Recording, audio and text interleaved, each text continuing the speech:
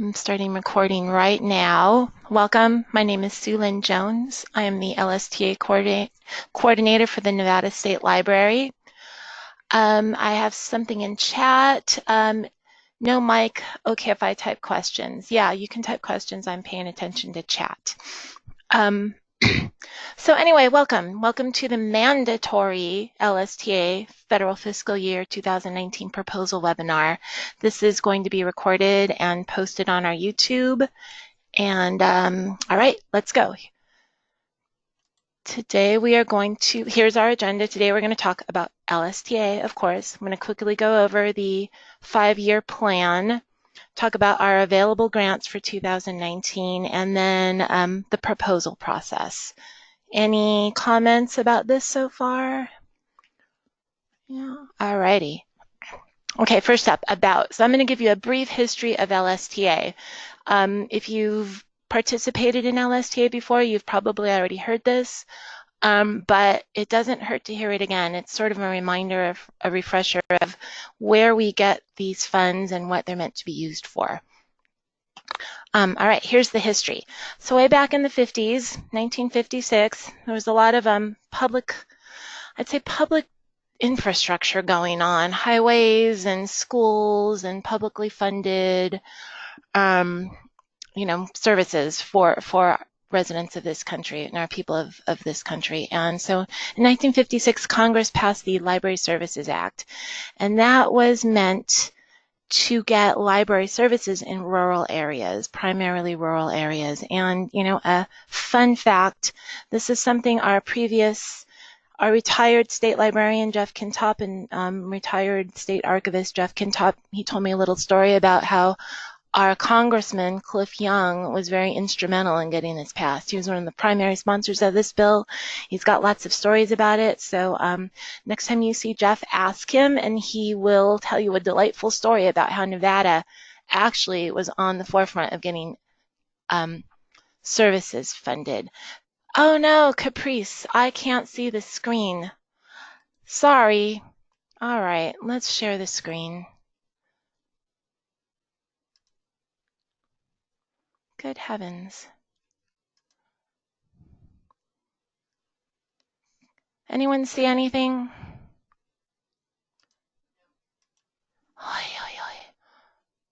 Oh, there we go. Okay, I'll just back up a bit. You didn't miss anything. We missed my lovely intro slide, the agenda, the about slide, and the history. So we're on 1956, getting Library Services Act funded. 5 years later, when it was about to expire, it was reauthorized as the Library Services and Construction Act because it was recognized that library services are great, but we didn't have enough buildings, enough library buildings in this country. So we have that. 30-something years later, Congress recognized that maybe we were good with our library buildings. Let's transfer the focus a little bit. So it was sort of reauthorized as the Library Services and Technology Act. And this, so it sort of shifted the focus from construction to information technologies. Okay, so we've had 62 years of federally funded support of library services. I think that's pretty awesome. Okay, so we are now in year 32 of the LSTA Act, and I'm going to just go over quickly what that is. LSTA is in the United States Code. It's been codified. So we have Title 20, Subchapter, Subsection 9121, LSTA purposes, and then we have 9141, LSTA grants to states. The purposes are what authorizes the federal government to give the Institute of Museum and Library Services federal funds, and it also authorizes IMLS then to subgrant that out to all of the states. So that's how we get our money. The feds fund it, they give it, they put it in IMLS's budget. IMLS grants it to each state on a per capita basis. The feds don't actually tell us exactly how we're to spend it. They give us general guidelines, and we'll get them right here. You can read them if you'd like, or you can click on that link and peruse them in more detail. But we have a general outline of the areas that we need to focus on to advance library services. And then each state, it's highlighted in yellow, each state creates a plan on how we are going to use this money to advance library services in our state based on our user needs, our population, our demographics, all of that, our priorities. Okay, any questions? Any comments? Okay. So this is a little table of our allotments over the past 5 years. 2018, we got about $1.8 million.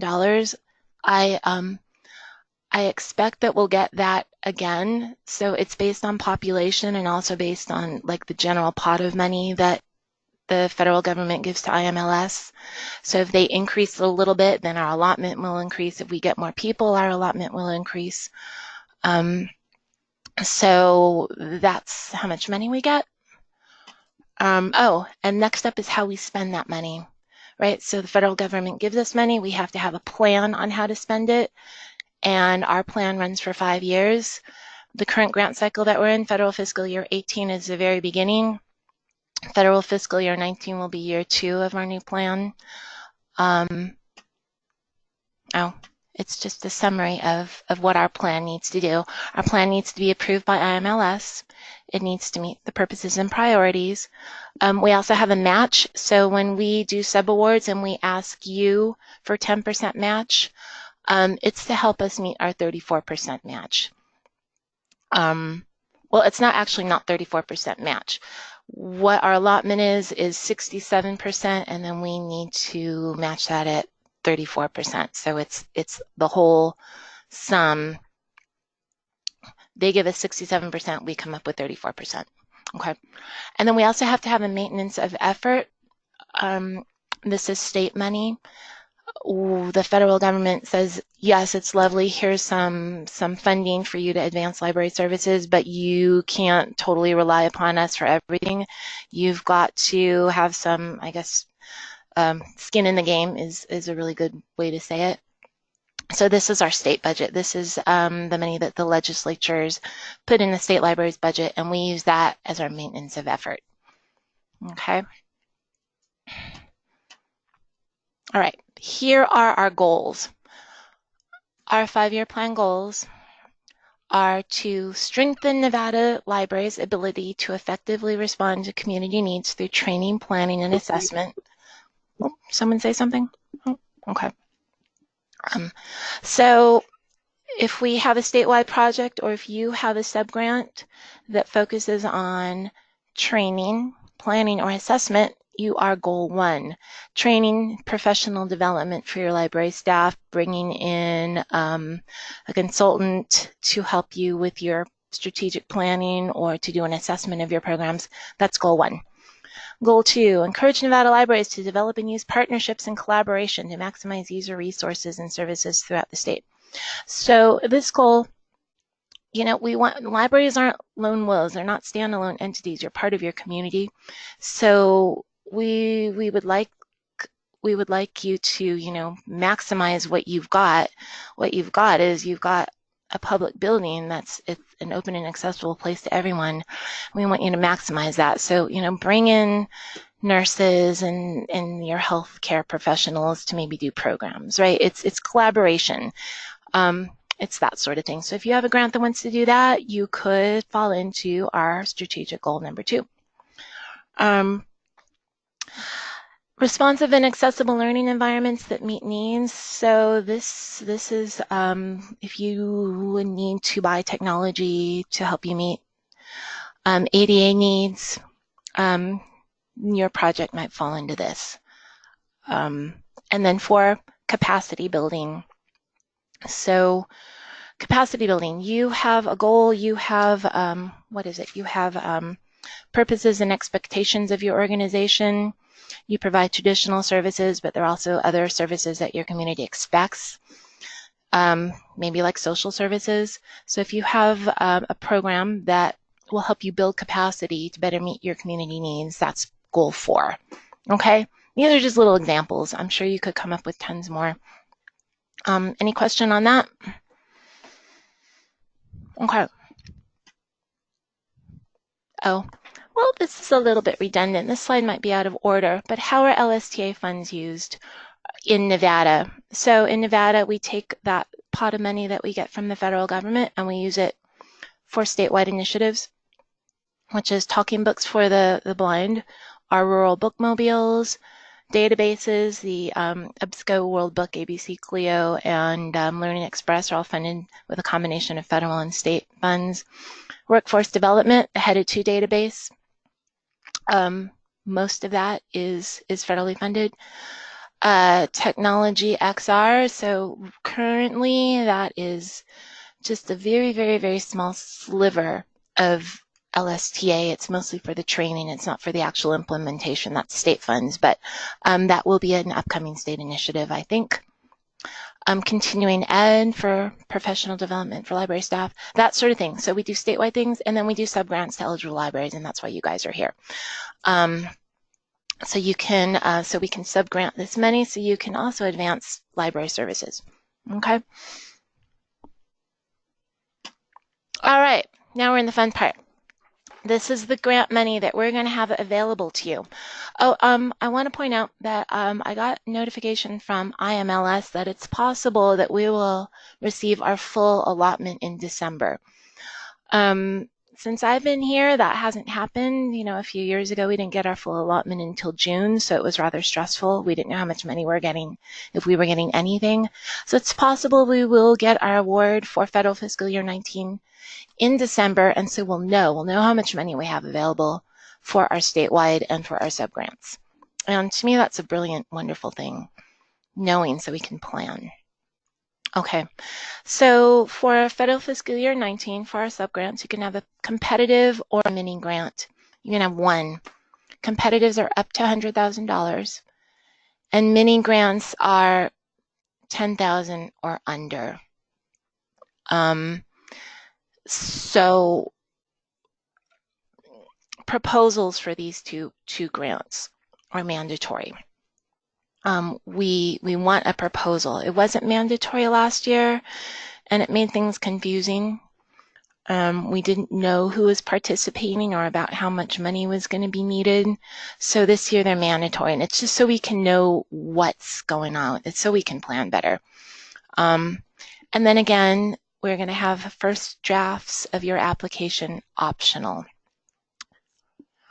We also have microgrants.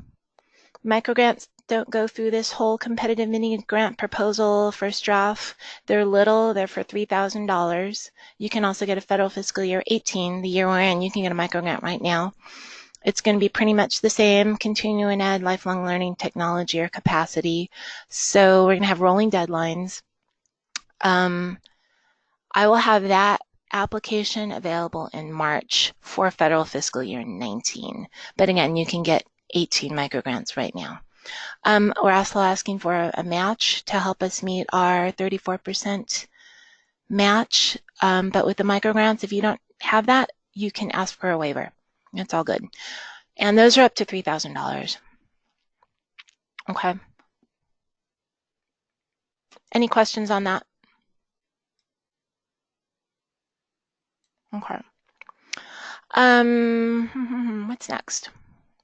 Okay, the proposal. So this is what you, if you wish to participate in federal fiscal year 19 LSTA process, we need your proposals. Those are due November 9th. It's short, it's one page. One page, you're going to tell us the need and the solution and the outcomes and the partners. And you're going to give us like a general like feel for what you want, how much money you want, and in what budget categories, and that's it. But we have to have those, and we have to have those November 9th. Who may submit a proposal? You need to be, you need to meet these bullet points here to be eligible for LSTA. Supported by public revenues, make your collection accessible, like through some sort of classification system, participate in resource sharing through Information Nevada. I've had people ask about Information Nevada. Essentially, that means if someone wants to borrow your books, you will let them. I think it's a good thing. You serve your clientele free of charge. You have a location with regular hours, and you have at least one paid library staff. And you have a current strategic plan that's available for review. And these criteria were approved 10 years ago by our State Council on Libraries and Literacy. Here's some additional requirements. Public libraries meet minimum public library standards. School libraries have at least one certified library media specialist. Academic libraries accredited by the Northwest Commission on Colleges and Universities. If you're a consortia, those are your requirements. And if you're a nonprofit library related, you have to be registered with the Secretary of State and have tax exempt status. So if you fit all of these, if you can check all of the above, then you can have an LSTA grant, or you can apply for an LSTA grant. Okay. Why submit a proposal? I think I've touched on this a little bit. It's the first stage, so we can know what your intentions are. It helps us plan better. It helps us budget better. It also gives you a chance to float an idea without investing in maybe several hours worth of like 10-page application. It's 1 page. It's just a good idea. I think it's a very good process. And then you're not married to this proposal. Whatever you submit, it's not written in stone. You're not stuck with it. We'll look at it and we'll look at your budget and we'll talk to you and we may give you a phone call and you can actually request a phone call and we'll go over little bits and pieces with you. Okay. And we will give feedback because that's on the upcoming slide. Oops. I'm skipping ahead a little bit. When we evaluate your proposal, this is what we're looking for. We're looking for just some clear indication that you've thought this through a little bit. You've thought it through and you have some basis for asking for this. You know, it's not just an idea you want to do, but there's actual evidence of need. Okay. Oh, talk a little bit about the budget since this is federal money. Some things are definitely not allowable. You can't do giveaways. Generally, food and drink, catering is not allowed. Fixed assets are generally not allowed. Fundraising, not at all allowed. So nothing that's lobbying, anything like that, not allowed per the federal government. We have some own internal budget considerations that we've come up with over the past year or 2 years. Indirect costs are allowed, but in Nevada we are placing a 10% cap on those. So if you claim indirect costs, you're limited to 10%. If you're getting furnishings, furniture, we would like them to be modular, flexible, so not big, heavy, like non-movable, non-flexible, we want this furniture to be able to serve many purposes and ADA compliant for sure. And then if you are asking for a strategic planning grant, we're sort of putting a $50,000 oh, it says I'm cutting out a little. So I apologize for that. I have notification from, I'm not sure, GoToMeeting that my network connection is maybe not the strongest. So that's my internal state network connection. It's not you, it's me. I hope that the recording will cover all of this. But if not, let me know and we can go over what I just talked about or what you missed. I hope it's not too bad. I hope I'm back. Yeah, but that's not a piece of technology I'm able to fix right now. But if you ask for a strategic planning grant, just based on prior year's feedback from council and internal decisions, we'd like to see that come in at no more than $50,000. And we also will have some sort of planning checklist, strategic plan checklist that Nevada we would like to see. Tammy Westergaard has a lot of strategic planning experience, so I will get a checklist from her. These are things that we would just like to see incorporated into your planning process. Okay. Any questions about that?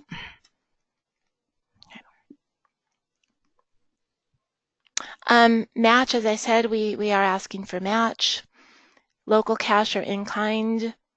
You can use your project manager's time as in-kind.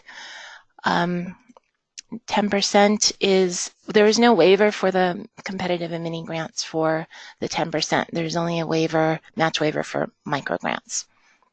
Okay. Okay, here are our deadlines. The proposal is due November 9th.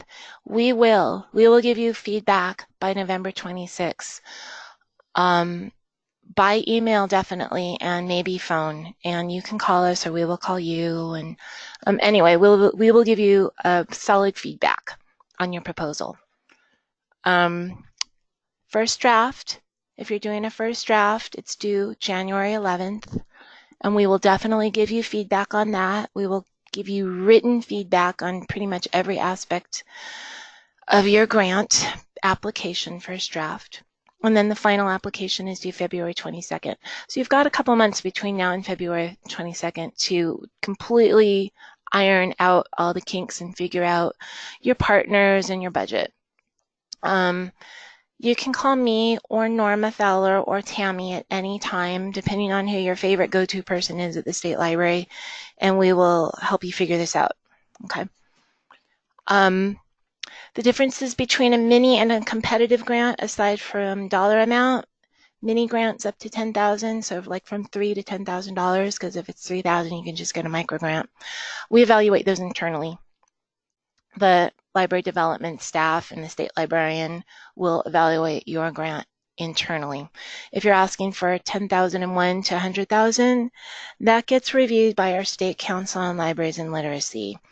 And they're a 17-member board, and you will be given the opportunity to present and answer questions at our council meeting in the spring. So it's a little more thorough. Well, no, it's not more thorough. We're actually very thorough internally, but it's just a different level of vetting for competitive grants. And our council, our State Council on Libraries and Literacy, they are the ones who actually do the final ranking of your grants. It's not us, it's them. It is, we have a rubric. They evaluate you. We take that rubric. We take their recommendations. We make the final decisions, but we definitely incorporate all of their suggestions and recommendations. Award decisions will be early May. Early May. So you will have pretty much 2 months to get all your ducks in a row before the grant starts on July 1st. And all of this information is on the LibGuide. It's called 2019 Deadlines. It used to be called Calendar.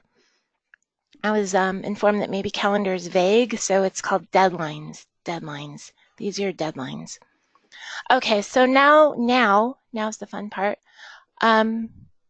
We are going to do an example. Let me pull my example up.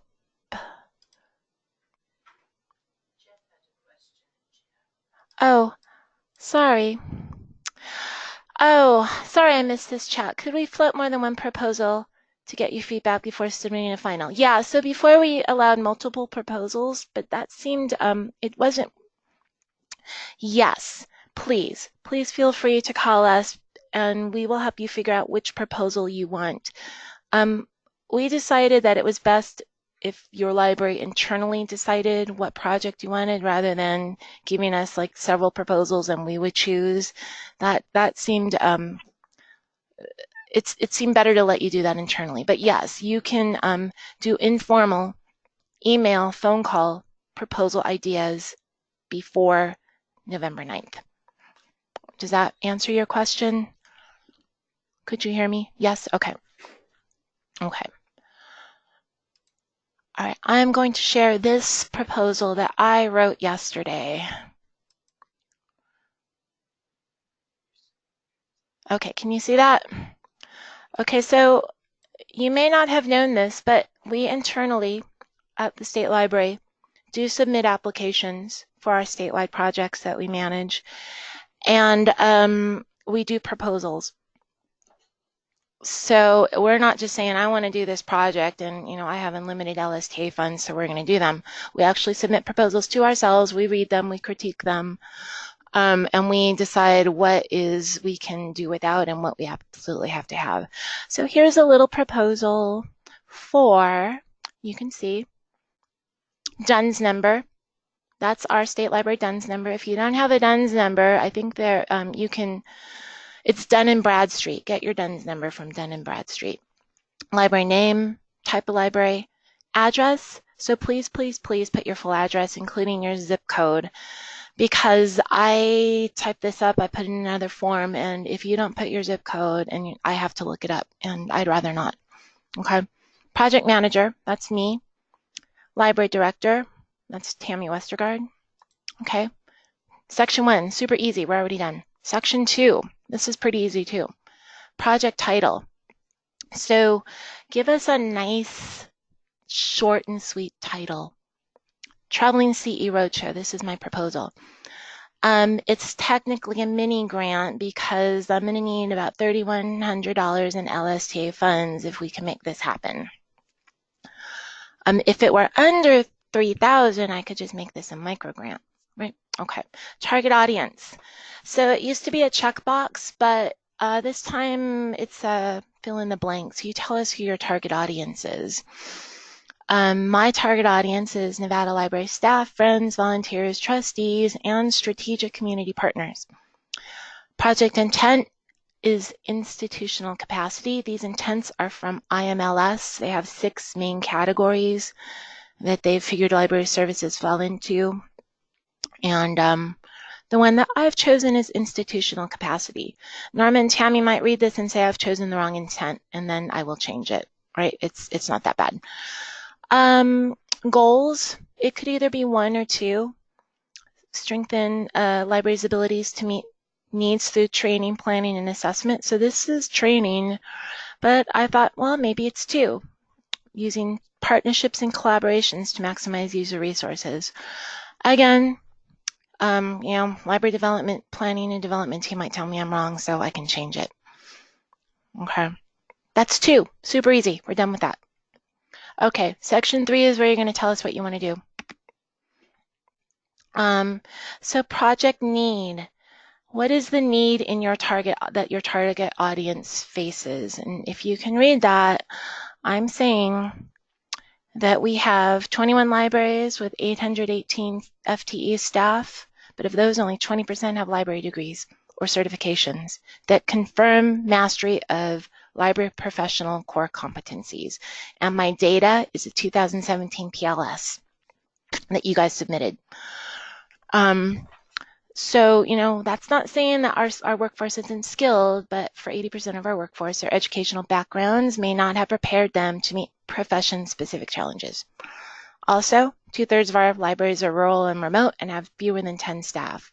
So that's also from the U.S. Census. The 10 staff is from the PLS, and I didn't put that in there because I forgot. So geographic and staffing challenges mean that library staff need to be subject matter experts in areas, in everything, in absolutely everything, but it's hard to get training. It's hard to get to the training or dedicate training. We also have library trustees, volunteers, and friends who could benefit from training, right? So that's the need.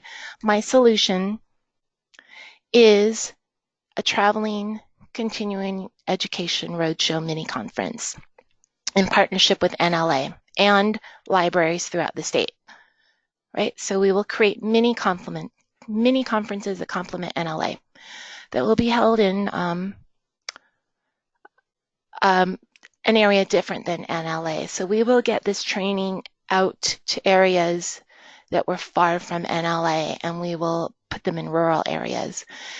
And so we'll take training to libraries rather than bringing libraries to training, and that addresses the need, the distance need and the training need.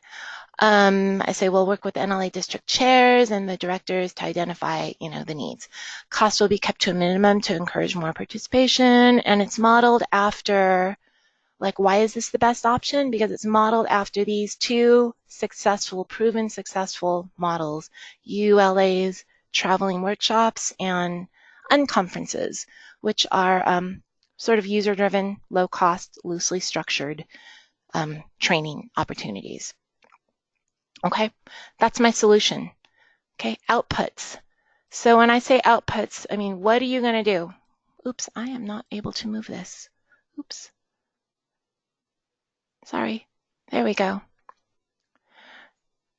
So these are the actual things that you're going to do to make this happen. And I say we're going to have a mini conference. We're going to create a LibGuide and archive all of this stuff. We're going to buy supporting materials.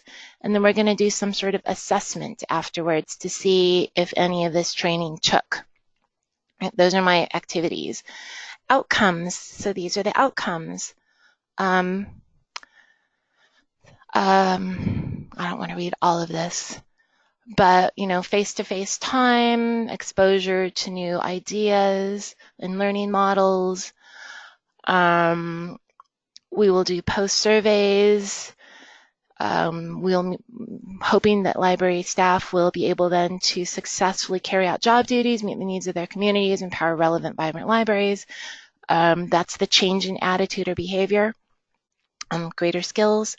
And then we will do surveys and to find out, 1, do participants like the content? 2, do they find it useful? And 3, will they use what they've learned? So those are my general outcomes. And then project partners, NLA, K-12 public academic special libraries, museums, other cultural heritage institutions. And, this is the proposal stage. So I don't have all of this hammered out. I've verbally spoken to people, verbally talked to the current NLA pres, verbally talked to one district chair and a potential keynote speaker. So this is I don't have any of this yet, but it's just a proposal. I've got a couple months to get it. Okay. And that's it. Okay, that's it. That's it for the proposal. What you want to do, how you're going to do it, who you're going to work with, and the outcomes you hope to have. And then the budget. The budget is, we like this to be kind of accurate, but local in-kind, I have no idea right now what kind of in-kind, so I'm guesstimating $2,000 in in-kind. I'm estimating that at maximum I'll need $1,200 in LSTA funds and $3,000 in in-kind. I'm estimating we'll need $900 in supplies materials for 30 people. And I'm estimating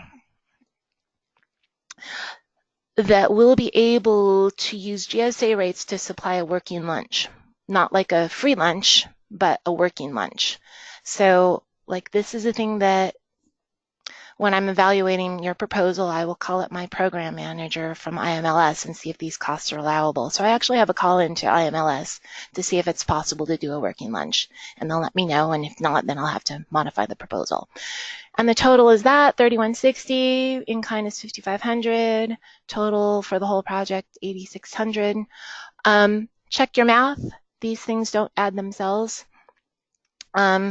It's when we're reading proposals and your math is off, we do notice that and we think, oh dear. So check your math, okay? And then sign it. So these last 2 pages you can print off and sign.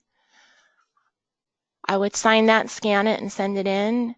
And then eligibility, I'm certifying that just by applying that I'm eligible. I meet all of these. And I'm not signing this. The authorized certifying official from my institution would be Tammy Westergaard, who is the acting state administrator. So I'm not certifying this. So if you're filling out this and you are maybe not the authorized official, have your authorized official sign. Okay? And that's it for the example. Any questions? Okay. We're going to go back to the PowerPoint and then we're almost done.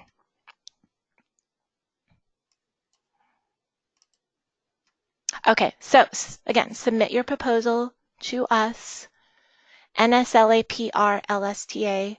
So I know that's a whole lot of alphabets, longer than usual, but if this will help you remember, it's Nevada State Library Archives and Public Records, NSLAPR, Library Services and Technology Act, LSTA, NSLAPR LSTA. It's not an I, so request a read receipt, please. If you have that option, please, please, please request a read receipt, because our Outlook has been extra vigilant on spam, and some things are getting flagged as possible spam, and some things I'm not getting at all. So please request a read receipt. If you don't have that option, just look out for an email from me saying, thank you, got it. Okay. And,